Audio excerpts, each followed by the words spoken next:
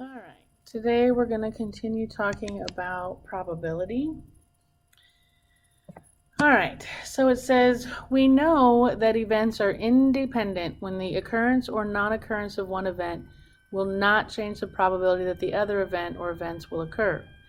There is a way that this can be shown mathematically. If events are independent, we can use the multiplication rule. If you're trying to find the probability of A and B happening, you take, as long as the events are independent, you take probability of A times probability of B. So it says, for example, 1, events x and y are independent. It says if P of x equals 0.4 and P of y equals 0.3, find P of x and y. So probability of x and y, we use this notation if you don't want to write out the word and, is going to be, since they are independent, the probability of x, which is 0.4, times the probability of y, which is 0.3, and the probability of x and y then is 0.12, in other words, about 12%. They can get a little tricky on you, but we're better than they are. It says events w and t are independent. They're telling you that probability of w is 0.4 and the probability of w and t is 0.2, and they want you to find the probability of t. Well, if you use this formula here, probability of w and t is going to be probability of w times probability of t. Well, they gave me probability of w and t. This is 0.2. They gave me the probability of w, which is 0.4, and they want me to find the probability of t.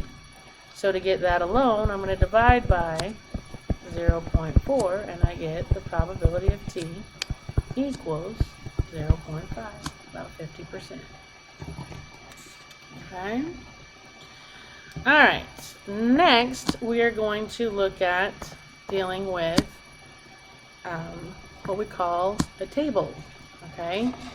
And it says, when surveys are given in which multiple answers are possible, the results can be recorded in a table called a blank table, also called a blank table. We call these tables, we can either call them two-way tables, or it's also called a frequency table.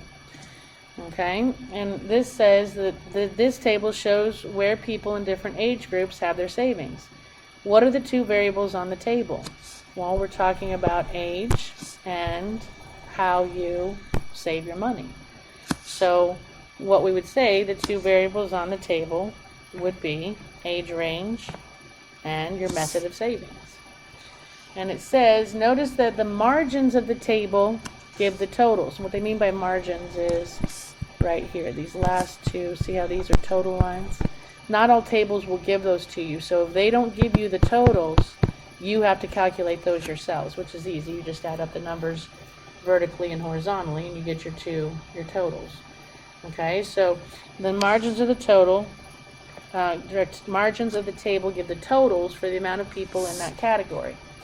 We can find many different types of probabilities from a two-way frequency table.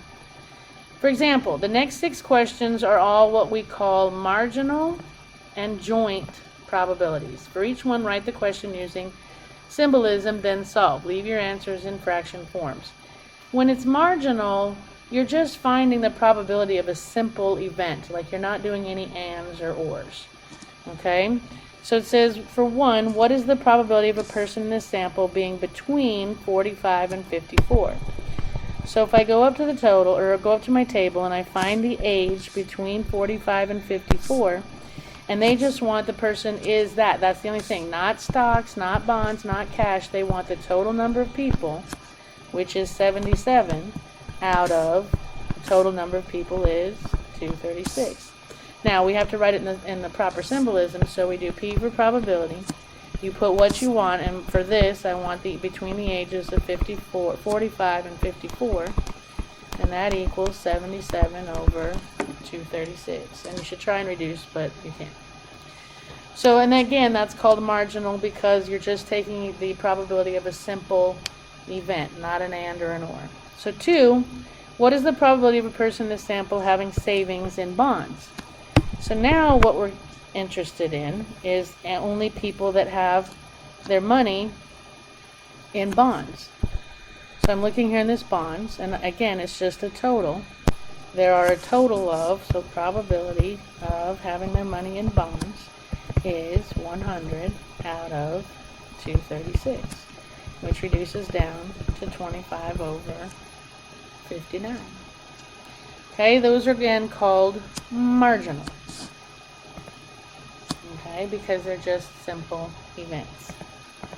Alright, so on the next one, we have the same table of information, but these are what we call joint probabilities because of we're doing ands and ors.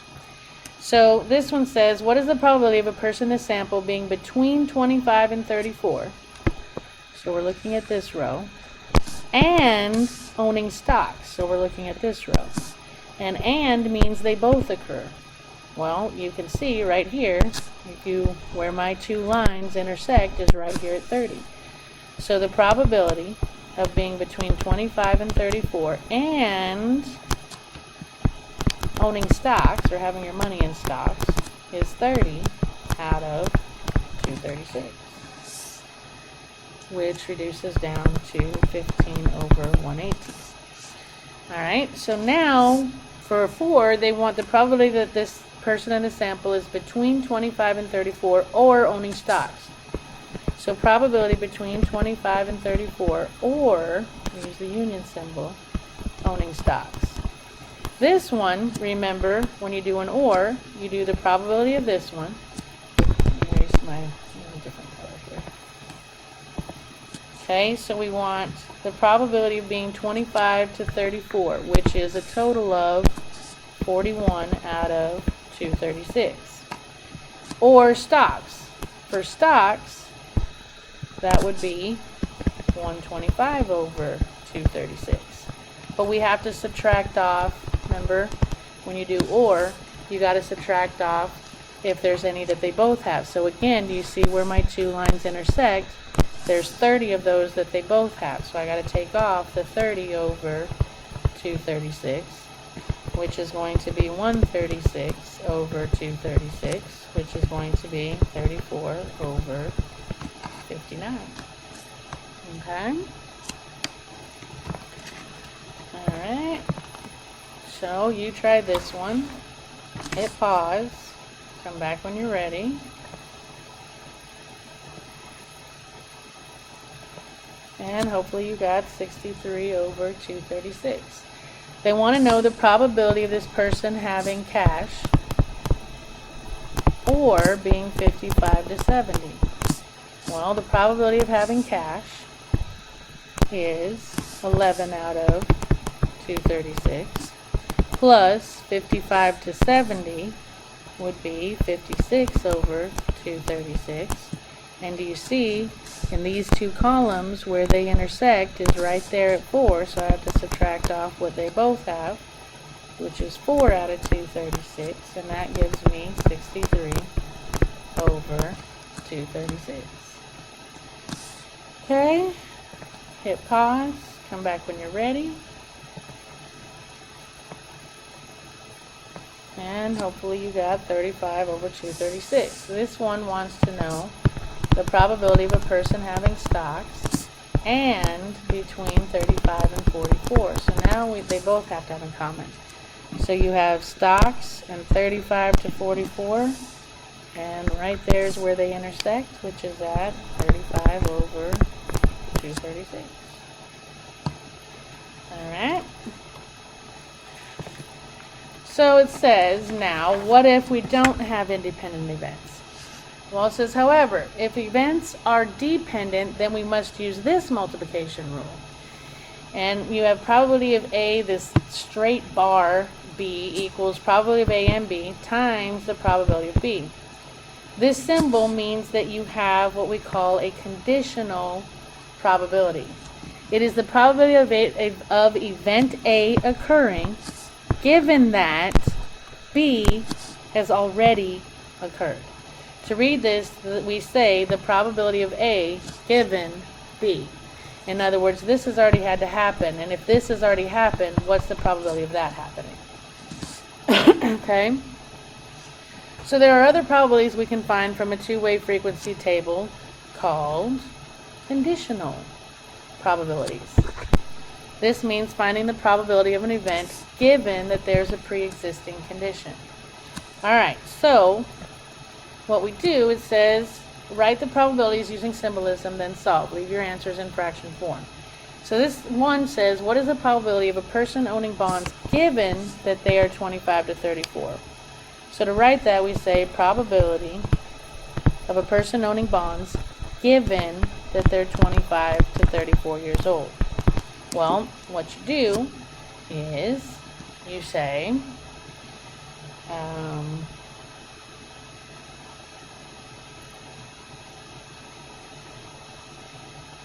this, given that they're already 25 to 34, means that my denominator has changed. So if I go to ages 25 to 34 and I go to that total, that's going to be my new denominator. Because I'm given this. The person has already had to be 25 to 34. Well, there's only 41 of those people. So given just those 41 people, how many own bonds? And that would be 10. Okay, so for 2, it says, what is the probability of a person being 25 to 34 given that they owe bonds, that they own bonds? So now this is my new denominator. So if I switch colors here, go to bonds, I'm already given that they own bonds. So my new total is 100. And out of that total, I want to know the guys that are 25 to 34, which is only 10 of them, and that reduces down to 110. And it says, what denominators did you use for these questions? We used the total, of the given variable as the denominator. So whatever was given, here 25 to 34 was given, so my total was this total. Here, bonds was given, and the total of bonds is 100, so that becomes my new denominator. And it says, we can use this to prove whether or not events are independent. For example, are the events aged 35 to 44 in bonds independent events? The only way events are independent is if probability of A and B equals the probability of A times B, and if you come out the same, then they're independent. If they don't come out the same, then you don't. So if I do the probability of 35 to 44 and bonds,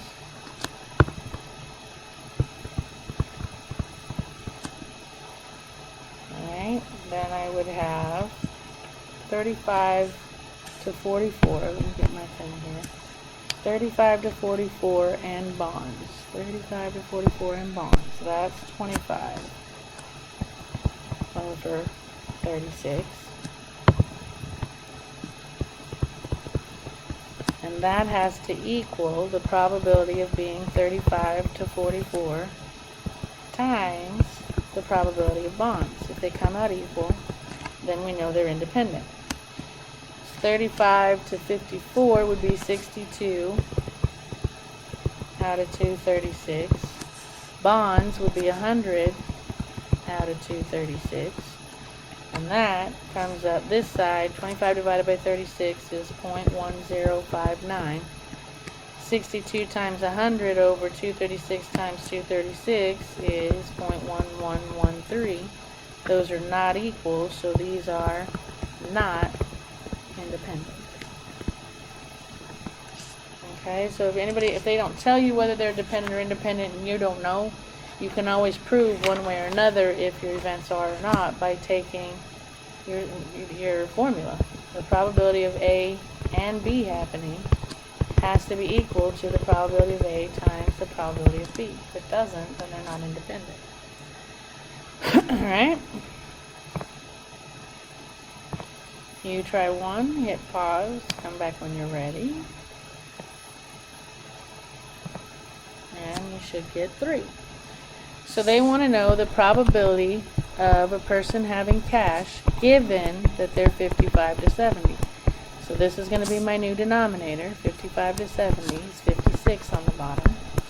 And given this total, how many have cash? And that would only be 4, which reduces down to 114. Alright, try this one. Hit pause. Come back when you're ready. And hopefully you got 411. They want the probability of a person being 55 to 70 given that they have cash savings. So this is my new denominator, 11. And how many people are 55 to 70 in this cash column, which would only be 4. And I can't reduce. Alright. So it says you should notice that if events are independent, then the probability of A and B equals the probability of A times the probability of B. If your events are dependent, then you don't get an equal sign. That's what we were talking about a while ago. Alright, so let's see. Another example. It says a company held a blood pressure screening clinic for its employees. The results are summarized in the table below by age group and blood pressure level. It says, what are the two variables? Well, age and blood pressure. Add up the numbers in the rows and the columns to add the totals to the table above. Remember I told you they don't always give you your totals? So you have to add on to your table. And you add up these and you get 105. You add up these, you get 181. You add up these, you get 199. You add up these, you get 103. You add up these, you get 240. And you add up these and you get 142, which gives you a total of 485 this way and this way. Okay, so how many employees were included in the sample? 485. Alright, so now I put the totals in on the next page, so we wouldn't have to keep doing that. If one employee is selected at random, find each of the following probabilities. Write them using the proper symbol first. Leave your answers in fraction form. Alright, an employee has low blood pressure. So this would be marginal, again, if we're just kind of reiterating our language there, because it's just a simple probability. Low blood pressure, there's a total of 103 out of 485. They want us to write the symbolism, so the probability of having low blood pressure is 103 over 485. An employee has normal blood pressure and is 30 to 49. So what we would do here is we want normal and we want 30 to 49. And the one that intersects that is 88 out of 485. Alright, that one would be a joint probability because there's more, there's an and. The next one, the probability that an employee is under 30. And if you do under 30, that's just a simple. The total of under 30 is 105 out of total of 485 people, which reduces down to 21 over 97. Alright, so then the last one says the probability that you got high blood pressure given that they are over 50.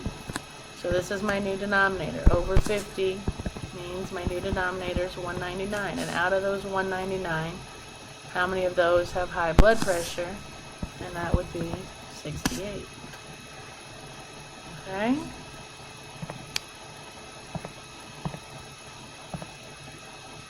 Alright, and so again we go. An employee is over 50 and has high blood pressure. So probability of over 50 and high blood pressure. Again, you're looking at an intersection.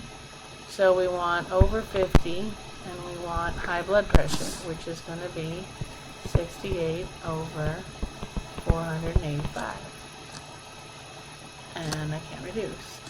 The next one, it says an employee has normal blood pressure or is 30 to 49. Alright, So the guy that has normal blood pressure, let me change my colors. Normal blood pressure is, where are we at?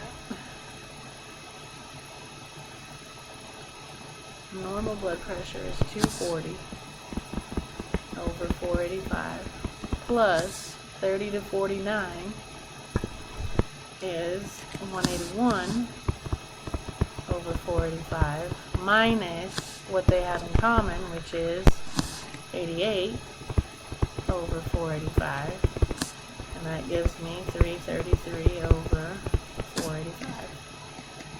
Okay, this one says the probability that an employee is under 30 given that they have high blood pressure. So my new denominator is high blood pressure, which is a total of 142. And out of this column of under 30, how many of those have high blood pressure? Oh, wait a minute. No, given that they're high, how many are under 30? Which would be 25. Okay. And the bottom one, it says an employee that is 30 to 49 has normal blood pressure. So this one is tricky the way it worded. It says, it's kind of saying, given that an employee is 30 to 49, figure out what's your chances of having normal blood pressure given that you're already 30 to 49. So my new denominator is going to be 30 to 49, which is 181. And then the normal in that range is 88 over 181. Okay?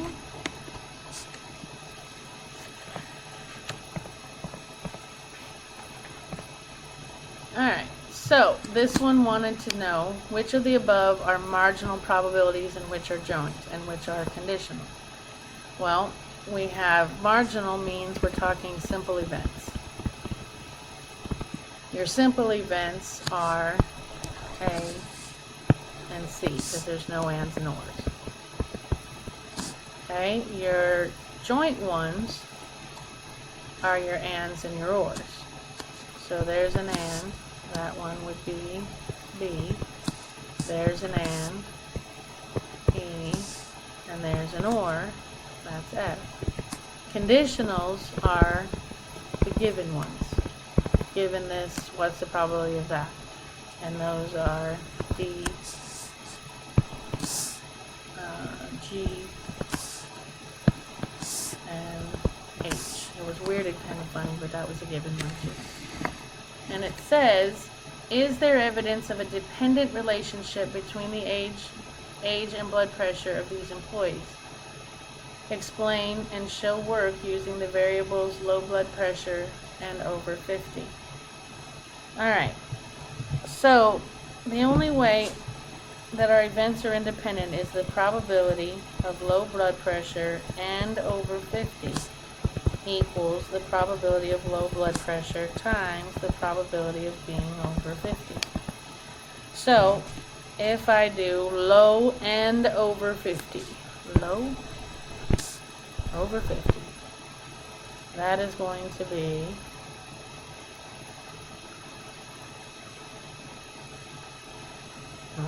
going to be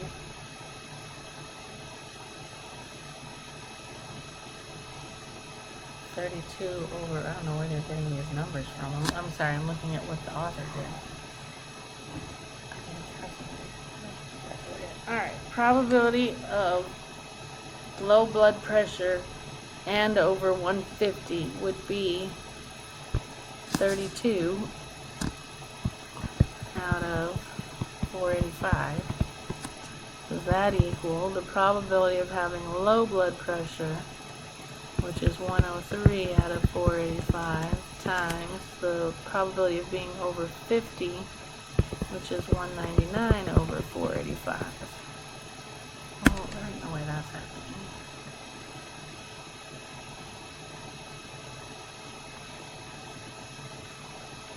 Hold on just a second. Let me take these in. 32 divided by 45 0.06597. I do 103 times divided by times 199 divided by, I get 0.0871. Those do not equal, so this means that there is evidence of a relationship. They're dependent, so this means that they're dependent. Yeah, so there's a relationship, that there's a dependent relationship between the variables. Yes, because I didn't get equal. Alright. So, we're on day 4. How do you calculate probabilities from a given two-way table? Well, you basically read your intersection or union boxes. In other words, what they have in common and what they don't. How do you calculate conditional probabilities from a two-way table? Your new denominator is the total from the given event. What is the denominator when calculating? Well, I just answered that. It is the total of the given variable. And 4, how do you construct a two-way table and use it to find probabilities? You put, I don't know how to say it, you put your one condition on this side and your second condition on top, or whatever they are, and then you fill in your totals. And then you use those totals to get your information. Alright, so we are at homework, which means we're done. Happy homeworking, and I will see you next time.